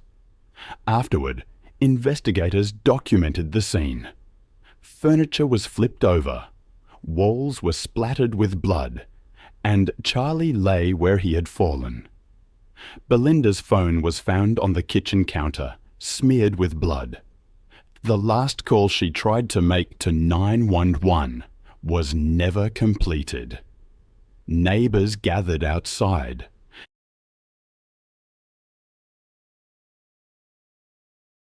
The screams, they said, would stay with them forever.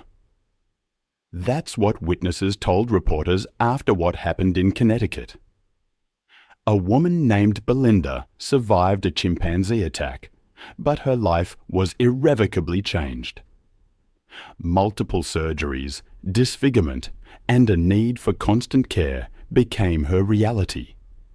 The case ignited national outrage, highlighting the dangers of keeping exotic animals as pets.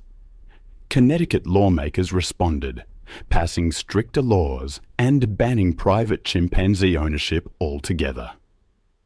The house where it happened was eventually sold, but the new owners knew the story. Now I want to tell you about another incident, one that occurred on May 28, 2017, near Austin, Texas. It was Memorial Day, and families had gathered for a barbecue at a privately rented picnic site along the Colorado River. A seemingly idyllic scene. A quiet patch of grass bordered by live oaks and open water, cars parked along the dirt access road, children playing, the afternoon heat shimmering off the river. But one guest had brought an animal that most people only ever see behind glass. The victim was Daniel Ortiz, a 36-year-old high school track coach. He was known for his steadiness, the kind of person who brought extra water and sunscreen for anyone who forgot. That day, he'd finished a 5-mile run and stopped by the barbecue after a friend texted him about it. He noticed the small crowd near the tables and walked over, curious.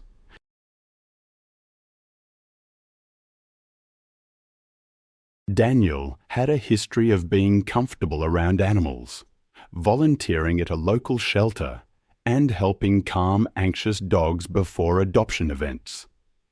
He kept a respectful distance from the chimpanzee, staying behind a low trash can. The chimp wore a harness, and the owner was talking to onlookers while handing out small pieces of fruit.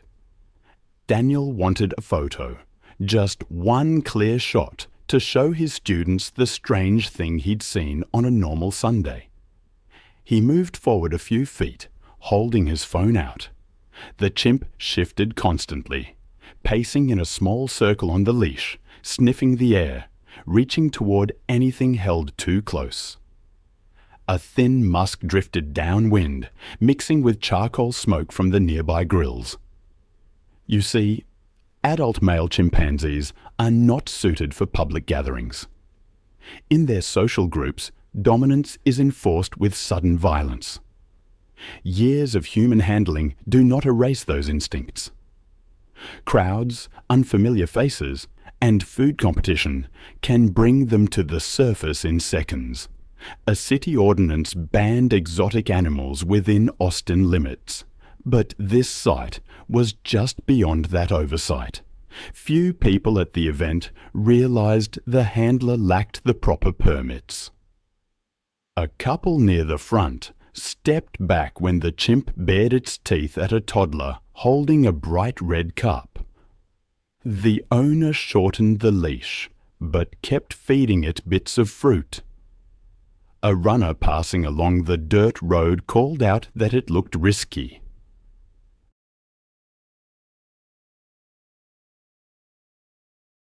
Daniel nodded, adjusted his stance, and waited for the chimp to settle so he could take one steady shot.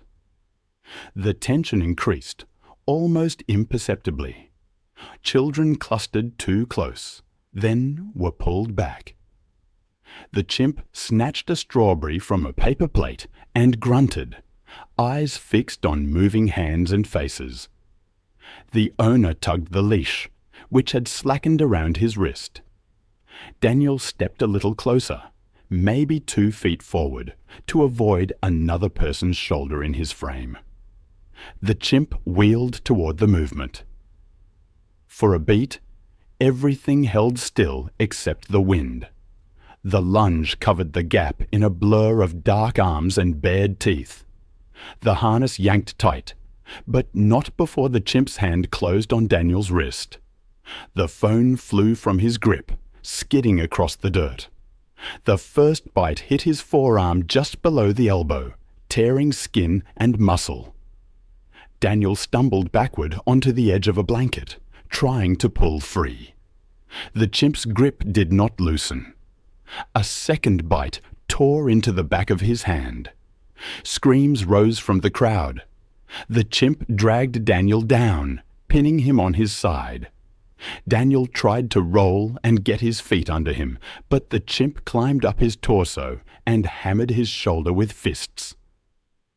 The leash tangled with the owner's legs, causing him to fall. In the scramble, the leash slackened again. The chimp shifted higher, seized Daniel's head with both hands, and bit into his cheek. Blood pooled in the grass, soaking the corner of a blanket and streaking the chimp's face.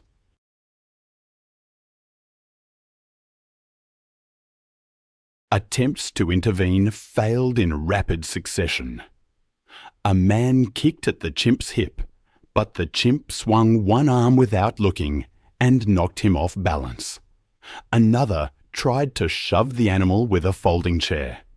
The chimp ducked and landed another bite on Daniel's face. The sounds were distinct and awful. Wet impacts of fists, ragged breathing, high-pitched shrieks from the animal, and short grunts from Daniel every time teeth met bone. A woman dragged two children backward by their shirts as the owner crawled toward the leash, hands shaking. The attack slowed when the owner managed to loop the leash under the chimp's chest and pull it toward a picnic table leg, creating a brief barrier. The chimp released, then lunged again, tearing at Daniel's face and arms before finally losing strength. Daniel's movements weakened. He tried to lift an arm, but another bite to the wrist broke a bone with a sharp crack. Bystanders threw bottles and tried to shield him with a trash can lid, but nothing worked. Emergency calls went out within seconds, yet the rural location delayed help. By the time deputies arrived, the shouting had stopped. The chimp sat trembling near the overturned table, the leash twisted tight around its torso. Daniel lay a few feet away, motionless on the trampled grass. The chimp was sedated and lifted into a transport cage. By dusk, only tire tracks and a few torn paper plates remained.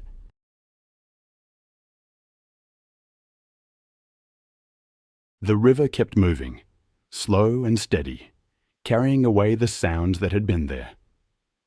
I've always found it haunting how easily things can go wrong, even with years of preparation. September the 14th, 2018, in Los Angeles. The morning sun illuminated a small production studio, the kind tucked away between warehouses and sound stages. A seemingly simple animal demonstration for a daytime talk show was about to unfold. But beneath the surface, a storm was brewing. The chimpanzee, Mike, had been trained for years, but the lights, the heat, the unfamiliar faces, it was all too much. Kevin Harris, the trainer, had built his career on patience, teaching wild animals to tolerate human environments. This TV appearance was just another job, another paycheck. He'd worked with Mike since the chimp was an infant. But at 13 years old and 125 pounds, Mike was fully mature, unpredictable. Kevin often said Mike understood the rhythm of production. But the truth is, adulthood changes everything, especially for male chimps. The set was simple: a sofa, a coffee table, a painted backdrop under hot studio lights. Mike sat on a stool beside Kevin, wearing only a light collar and leash. He shifted, tugged at the strap, scanned the room. Before filming, the animal safety coordinator suggested delaying the segment. Mike was showing signs of stress, pacing, baring teeth, tugging sharply. But the director insisted. The schedule was tight. Kevin re-azzed everyone, offering Mike banana to calm him.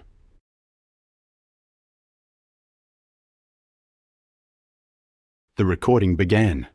The host smiled, reading lines about wildlife awareness. Kevin cued Mike to wave. For a few seconds, it worked. Then the boom microphone dipped, casting a shadow across Mike's face. His posture changed instantly. A low pant hoot echoed. Kevin turned, voice low, reaching out. That brief touch broke the balance. The chimp lunged. The leash snapped. Kevin fell backward. Mike's fists hammered Kevin's chest. The room erupted in noise. Shouts, hoots, crashing equipment. Someone yelled to cut the power. Kevin tried to shield his face, but Mike's jaws locked onto his arm. The bite tore through muscle and tendons. Blood sprayed across the carpet. The chimp released and struck again. Another bite to the shoulder. Another blow.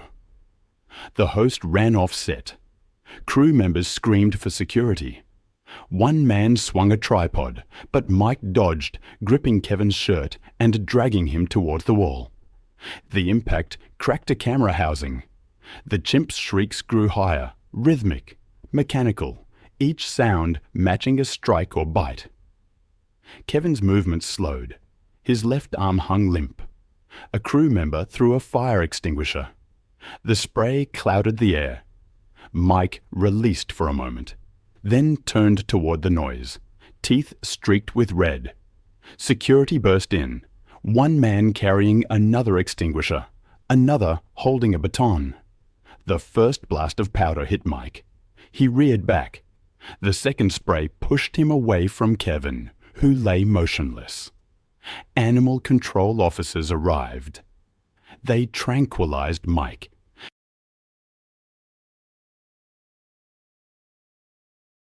He staggered before collapsing beside the couch. Kevin survived, but barely. Dozens of puncture wounds, a shattered forearm, severe facial injuries. He lost part of his arm and most of the muscle tissue on one side of his face. The production shut down. The footage was never aired. In the aftermath, investigators cited lapses in protocol. For Kevin, the lesson came at an unbearable cost, one he would spend his life recovering from. Then, almost exactly a year later, October 9th, 2019, along the Kampala-Fortal Highway in western Uganda. The road curved through steep, forested hillsides. It was a lifeline between towns, but a dangerous crossing for wildlife. Martin Blake, a 48-year-old wildlife photographer, was travelling alone. He had spent 2 weeks documenting primates in East Africa and wanted one last series of images before flying home. He was known for chasing difficult shots, often leaving marked trails to capture animals in unusual settings. That morning, he drove west out of Fortal and stopped where the highway cut through forest slopes. He had heard stories of chimpanzees. "I've seen photographs that capture the moment just before a disaster. They haunt me. There's one, in particular, that I can't shake. A blurred image of a chimpanzee stepping from the vines seconds before an attack. It's a picture taken by a man named Martin, a photographer with experience photographing gorillas and monkeys, but whose drive for unique images sometimes pushed him close to risk."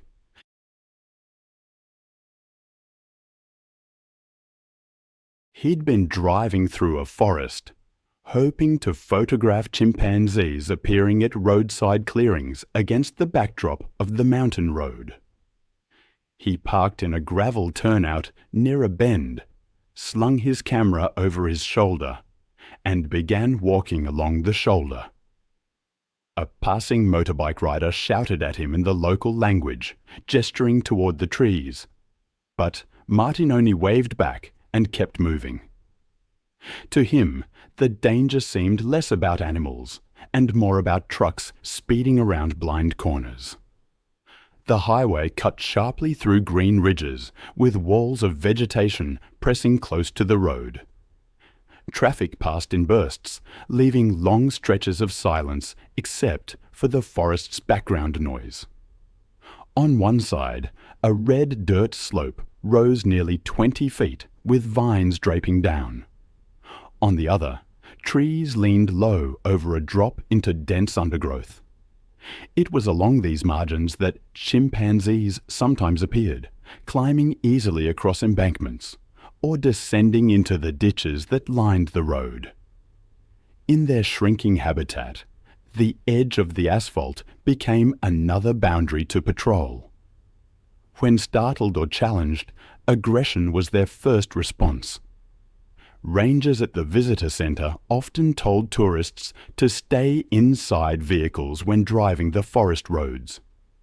Truck drivers reported occasional sightings of chimps near bends, where fruit trees grew close to the highway. Locals avoided walking alone along that stretch, especially in the morning when animals were most active.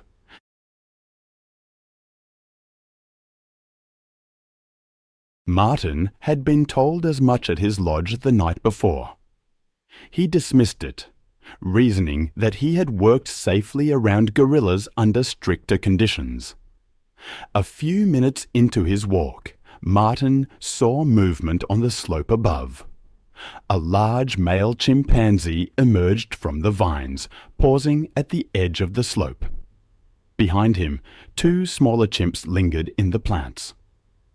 Martin raised his camera, crouching low at the shoulder for a clear angle.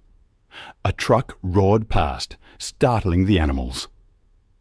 The two younger chimps retreated into cover, but the male stood his ground, hooting sharply. Martin kept clicking, zooming in for a close shot. He stepped forward into the lane, unaware that the chimp had begun to climb down toward him.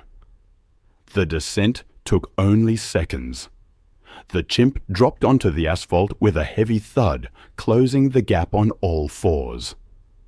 Martin lowered the camera just as the animal charged, dark arms swinging with sudden speed.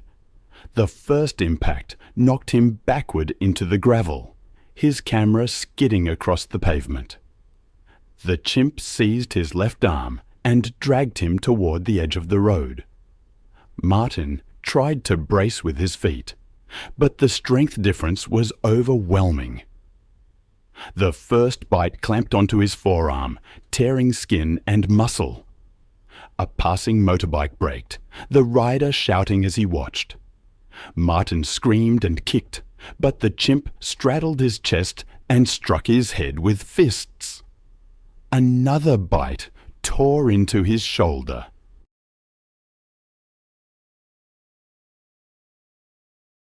Blood pooled quickly on the gravel shoulder, running into the ditch. The younger chimps appeared briefly from the tree line, hooting and circling before retreating again. The male remained fixed on Martin, pulling at his clothes and biting again, this time at his ear and jaw. Witnesses tried to intervene. The motorbike rider threw stones from the roadside, but the chimp barely flinched. A truck slowed, horn blaring, startling the animal just long enough for Martin to roll weakly onto his side. The chimp dragged him back and sank its teeth into his thigh, shaking violently. The sounds were raw, the rasp of Martin's strained breathing, the chimp's screeches, the crunch of gravel as the struggle shifted back and forth. The assault lasted only a few minutes, though to the witnesses it felt far longer before another vehicle stopped and locals rushed forward, shouting and waving sticks. The chimp released and retreated toward the slope, disappearing into the vines with blood on its face and hands. Martin lay motionless on the roadside, his clothes torn and soaked.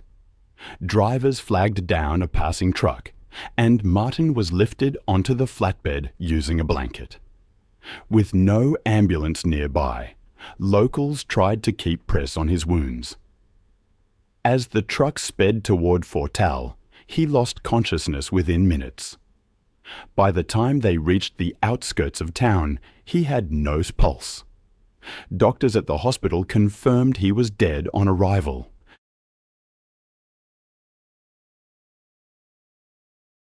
His camera bag held memory cards with his last images.